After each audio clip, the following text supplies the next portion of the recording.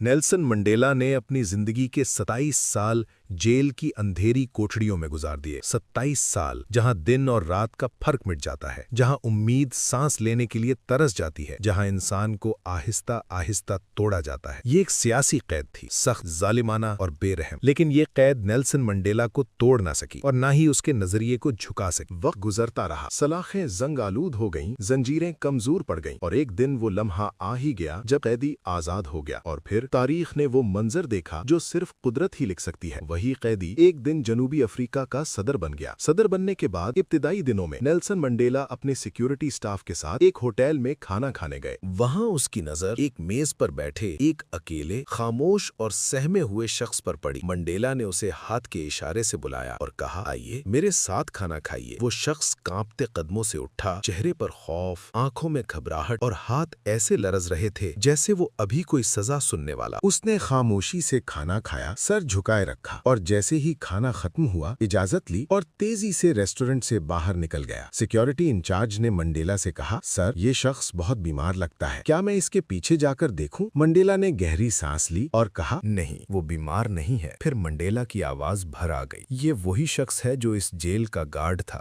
جہاں میں قید تھا۔ منڈیلا نے کہا، یہ مجھے سب سے زیادہ اذیت دیا کرتا تھا۔ جب مجھے شدید پیاس لگتی تو یہ کہے لگاتا اور میرے منہ پر پیشاب کر دیتا تھا۔ آج یہ اس خوف میں تھا کہ میں صدر بن چکا ہوں اور شاید اس سے انتقام لوں گا۔ ایک لمحے کی خاموشی کے بعد منڈیلا نے کہا، لیکن میں نے اسے بہت پہلے معاف کر دیا تھا۔ پھر اس عظیم انسان نے وہ بات کہی جو صدیوں تک یاد رکھی جائے گی۔ کچھ لوگ اپنے اندر انتقام پال لیتے ہیں اور ساری زندگی اس کا بوجھ اٹھاتے رہتے ہیں، اور کچھ لوگ اپنے ساتھ ہونے والی ہر زیادتی معاف کر دیتے ہیں۔ لیکن یاد رکھو، قدرت کبھی ناانصافی نہیں کرتی۔ ظالم کو ایک دن خود مظلوم کے سامنے